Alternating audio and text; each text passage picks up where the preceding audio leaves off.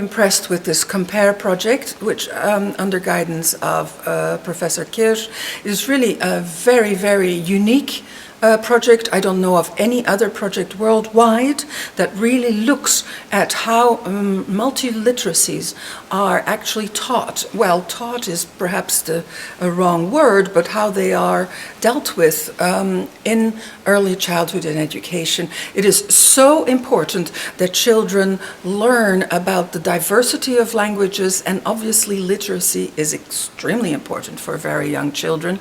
And how this is done in Luxembourg and being documented in the COMPARE project is just exemplary, and I'm very grateful that I was able and allowed to be here and to learn more about it, and I'm definitely going to talk a lot about it in any future conferences that I will speak at. So I congratulate the team, and I wish them all the very best.